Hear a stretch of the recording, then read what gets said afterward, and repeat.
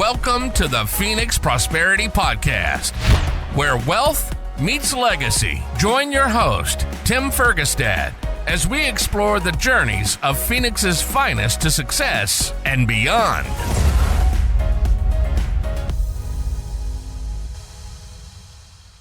All right. Hello, this is Tim Fergestad. Thank you for joining us. I'm very pleased to have Hotchy Kiene with me here today. Hotchy is the senior account executive with the Phoenix New Times. Welcome to the show, Hotchy. Thanks, Tim. I apologize for interrupting you there. No, it's all good. You wear a few different hats and you're involved with a number of different projects. Why don't you give us a snapshot first of the Phoenix New Times? Well, the Phoenix New Times is one piece of a very large company called Voice Media Group. We have newspapers all over the country, and then on top of that, we're a full-service advertising agency. So I started with the New Times 22 years ago, and we just had our paper and our website.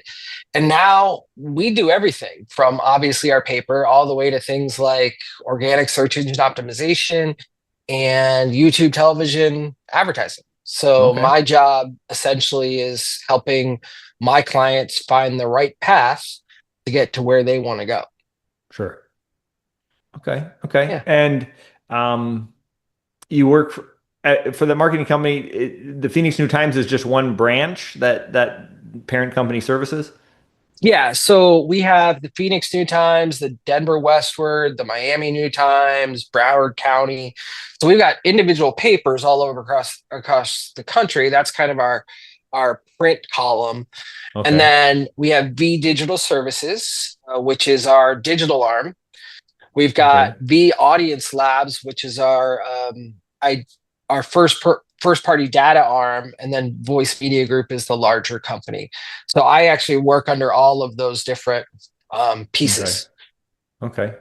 And how has your role there, or just the industry in general, changed in the past 5 years, for example, that people may not understand how things have changed? Yeah, I mean, it's crazy with advertising and marketing in general. You know, everybody runs very quickly to the next big thing. So it's social media or this or that. And so my job has changed, especially since COVID, because of the fact that I'm trying to be as close to an expert as possible in a lot of different things so that I can help my clients find exactly the right thing.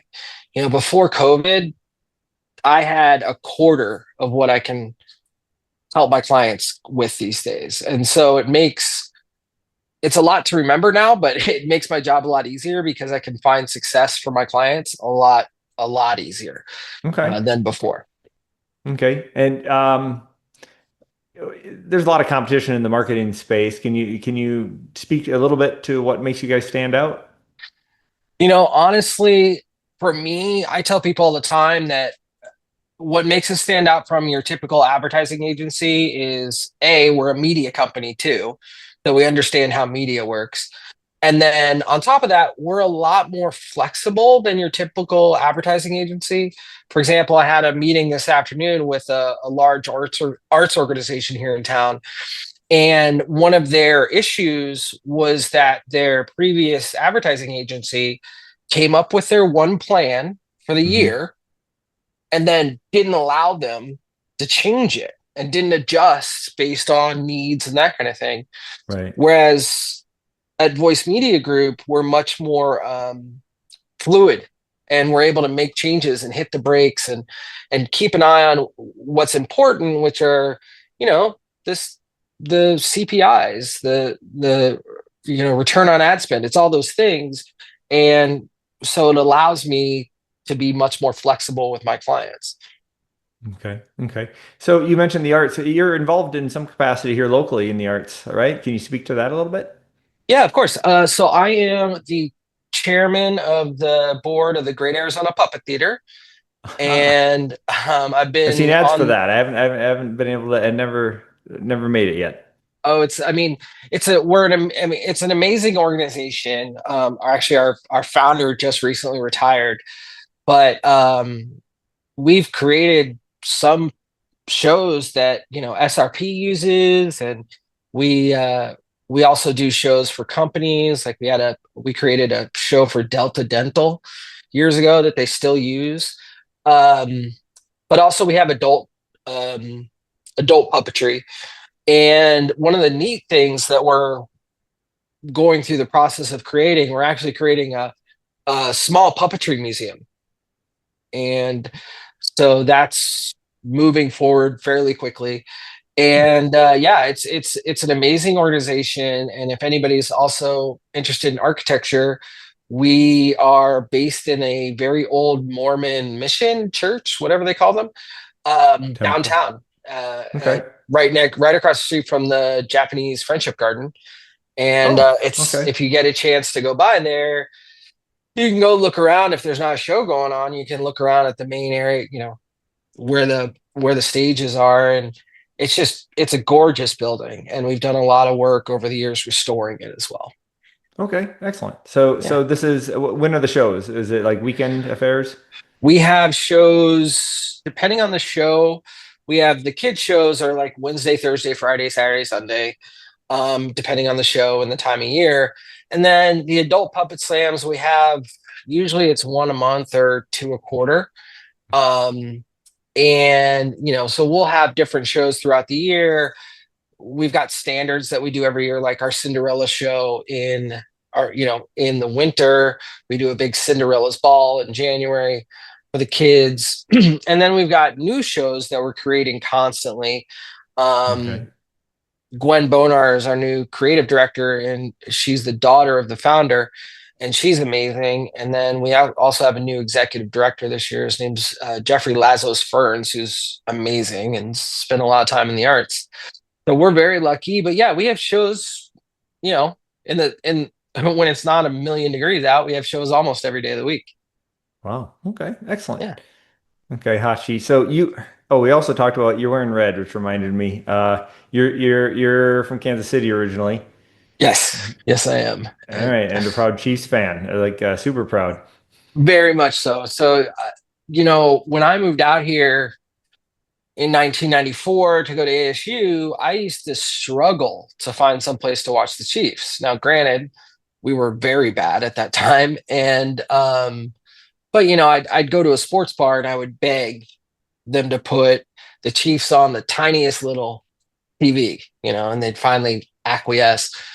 And geez, about 10, 11 years ago, my good friend Nancy Stevens opened a bar called Pub Rock in Scottsdale.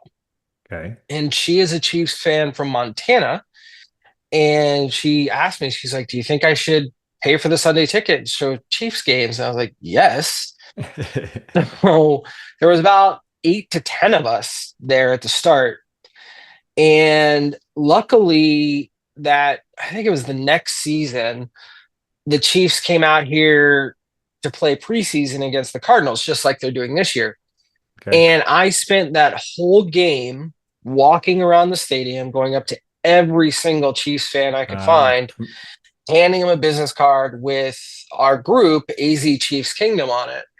And, slowly our group started to grow, and I created, our Facebook group. We're a part of a larger national, or actually worldwide community called Arrowhead Kingdom. And every game, I'm the DJ and MC, and I try to give people a tiny, tiny little feeling of being at the game or at Arrowhead. We play the same music. I make similar announcements. And it's really become an amazing place where people can come together. And, it's crazy how I see people other places. A few years ago, the NFL draft was in Kansas City, and it's around my birthday. So my wife got me some really good tickets to go to the draft, and we flew back, stayed with my mom and that kind of stuff. And we were walking around, and I saw at least 4 people with t-shirts on from Pub Rock, like our t-shirts, the ones that I designed. And it was just shocking to me. Right. And I walked up and they're like, oh my gosh, you're the guy, you're the DJ. I was like, yeah, what's going on? So, but it's creating a community, and it's a really tight-knit community that we have former players that come to games to watch the games, and it's really a welcoming place. And now this upcoming season, we have bars. We've got a bar in Glendale, actually at Westgate. We're going to be working with. I can't really give details on that because we're finalizing it. And then Okay. the new location of Detroit Coney Grill in Chandler Gilbert.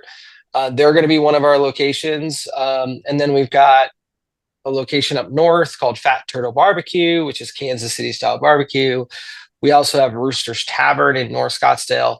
Of course, we have Pub Rock Live. So we've grown from one little tiny bar to multiple locations across the valley, and then also Tucson and Flagstaff and Prescott, and we're slowly starting to add more cities. So it's been a lot of fun. It's been a lot of hard work, but it's been a lot of fun. And I like to meet new people. That's part of the reason I think I'm pretty good at my job. So, this is just another way to do it. Okay. Excellent.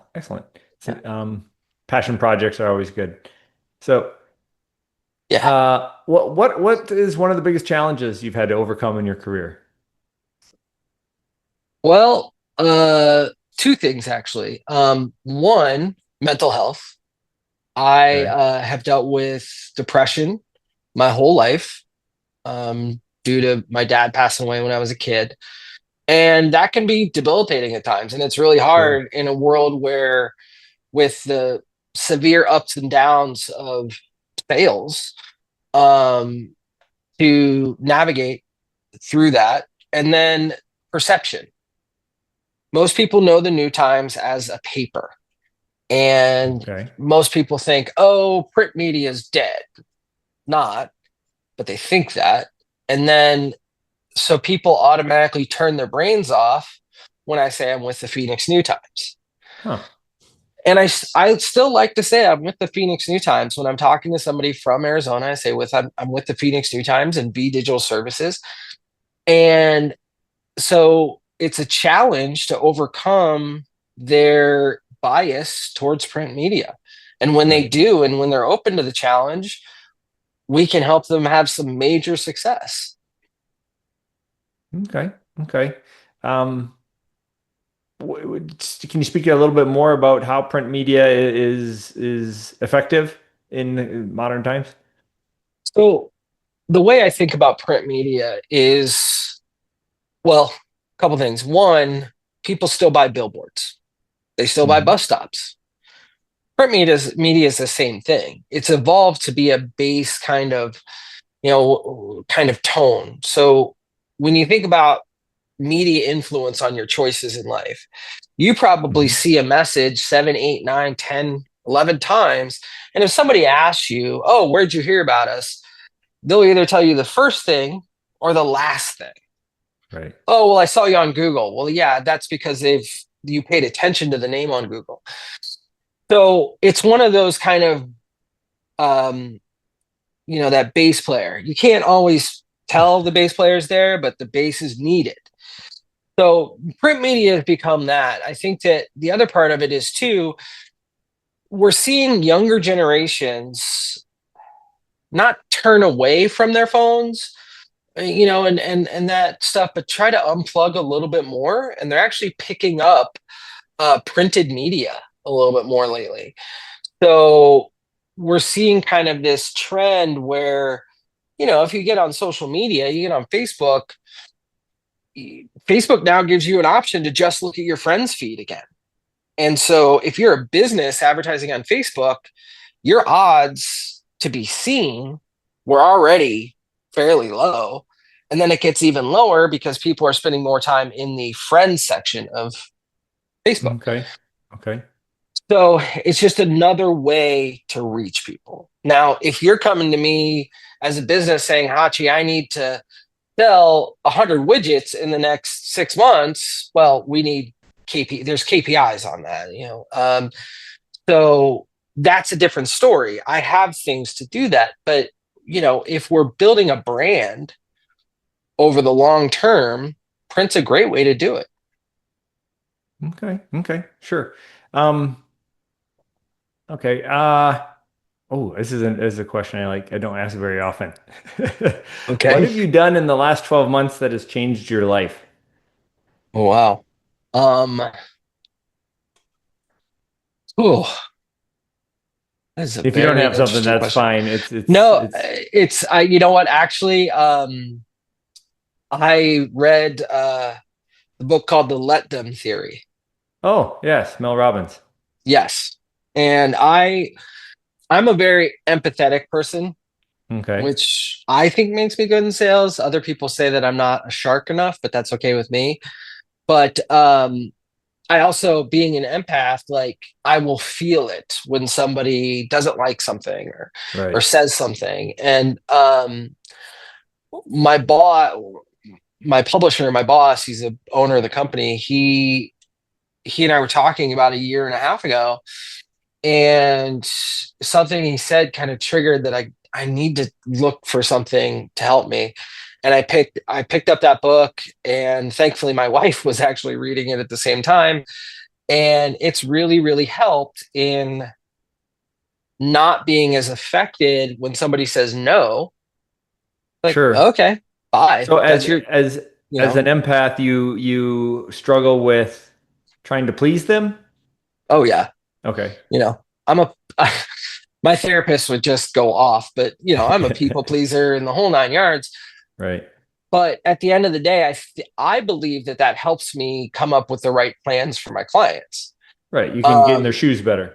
yeah, yeah, absolutely. And so, but at the same time, there are definitely times where it gets to me, or somebody Mhm. telling me no gets to me. So being able to think about, hey, just let them and let me move on, Right. has helped a ton. And I recommend to anybody that works with other people to read the Let Them Theory by Right. Mel Robbins. Right. It's a lot of that's following the old Stoic philosophies, which I'm a Yep. big fan of, right? It's controlling what you can control, which is Yeah, yourself. You can't control other people, and that's kind of at the heart of it, I believe. exactly. I think a lot of times people need to hear things in a way that reaches them. Right. And I think she gives a lot of modern examples of how we all Yep. get caught up in this busy, hectic digital life. And right. Right. Yeah, there's been throughout my career at New Times, my publisher, Curtis Barton, he's a mentor, and he has, taught me so many ways to help deal with different mental hurdles for me. So things like, this is my favorite one, Yahoo. You always have other options. And whenever I type an email, I stop, I read it, and I say, well, how else can I say that? Right. And it makes you take your time in a response, because I think a lot of times in this modern age, we're very fast. We're like, okay, we'll give Right. this to AI and that kind of thing. Well, the problem with that is you oftentimes aren't paying attention to what you're saying.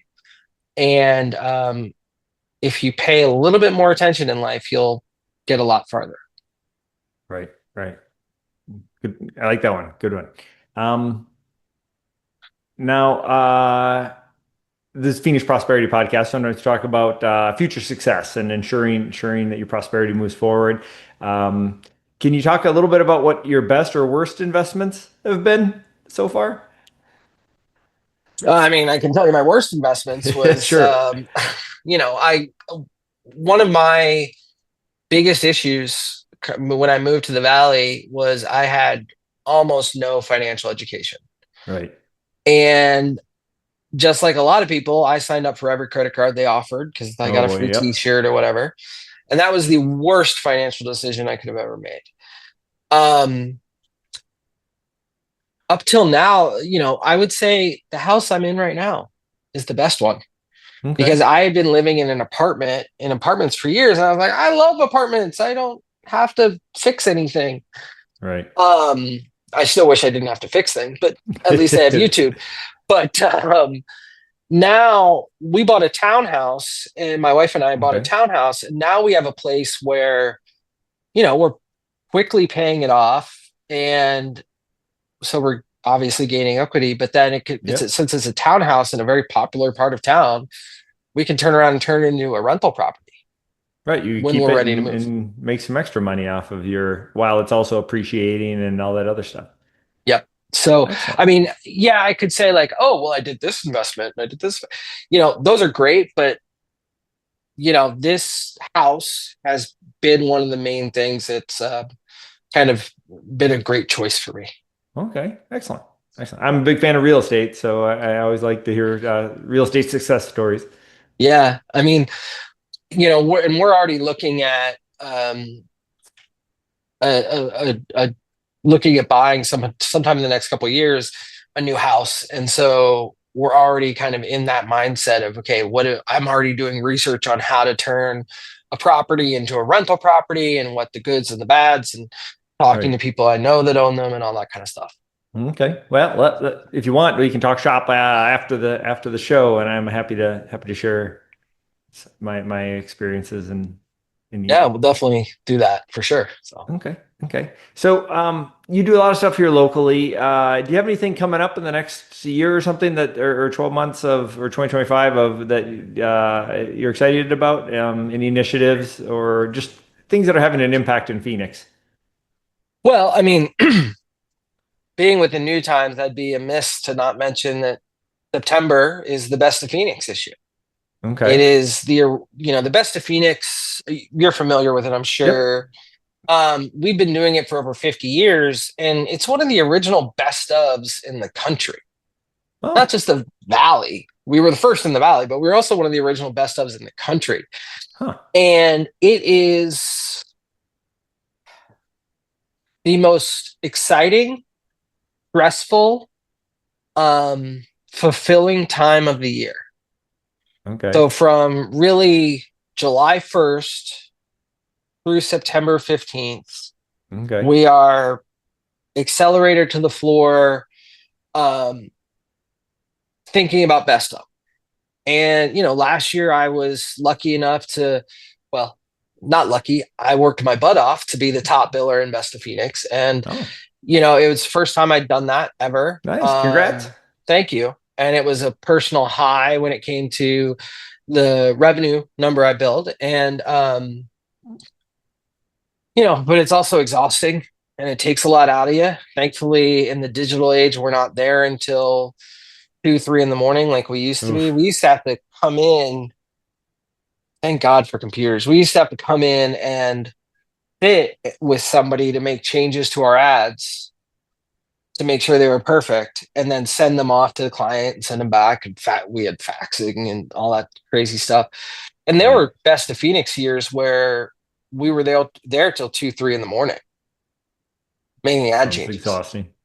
Extremely. And now it's just, it's a lot easier.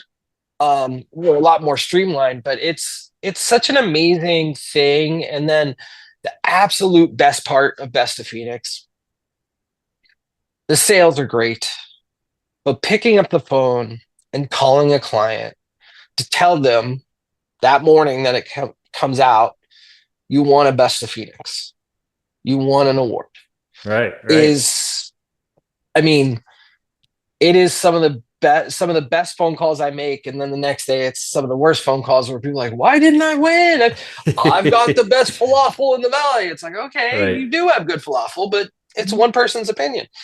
But yeah, telling people that they won a Best of Phoenix is it's one of those payoff moments you have Right. in a Right. job when you work with clients, is hearing them smile, seeing them when you give them the plaque. One of my coworkers is really great. He goes around, he's got his own podcast, or sorry, he's got a TikTok channel that he goes around and he'll go to his clients and stuff, and he'll take a plaque when they win best of. And it's just a great way. Like, you show up, and I'll take pictures with my clients sometimes because they're so excited. Right. And between that, and then when I talk to a client that's seen a turnaround in business, an increase in sales, they see something and it's helped them to keep their business, the best Right. things possible. Yeah. That's changing lives. That's awesome. Yeah. I mean, one of my clients is a restaurant here in town, and they started with one location and they were spending $350 a month with me. And now they have 22 locations, including overseas in Europe. They're spending a hell of a lot more than $350 a month with me, but it all started with one location. And I've been there the whole way from start to now, and we'll probably work together another however long I can keep this job. But it's those kind of long-term client relationships that I've really prided myself on in my career. Okay. That's awesome. Thank you, Hotchy. Yeah. If people would like to connect with you or learn more about what you do, where should they go? What can they do? Well, the first thing is phoenixnewtimes.com. Pick up a paper. Okay. We're 30,000 copies strong every week. You can also check out voicemediagroup.com and B Digital Services, V as in Victor, digitalservices.com. And it's something where if you got a business, we've got something that can help you. And my one piece of advice to business owners is don't think social media is going to save you. Okay. Because it won't. There's a lot of other things that you can spend your time and money on. It's a part of it, but yeah, we can do anything for you. So whether you're a single location brick and mortar business that just started to, large arts organizations across the world and franchising companies and things like that, we can help anybody, and we're a large corporation to do it. So it's cool. Okay. That's awesome. Yeah. All right. Thank you, Hotchy. Thank you, everybody, for watching. Thank you very much, Hotchy Kiene, for joining me today. We appreciate you sharing your insights. And I think, your point on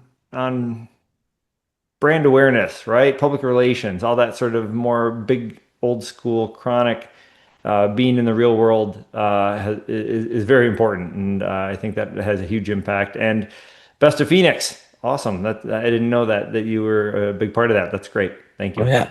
Thank you very much, Tim. I appreciate the time. Inspired by our guests? Visit phoenixprosperitypodcast.com/guest and join us on the show and share your success story with Tim. The spotlight awaits.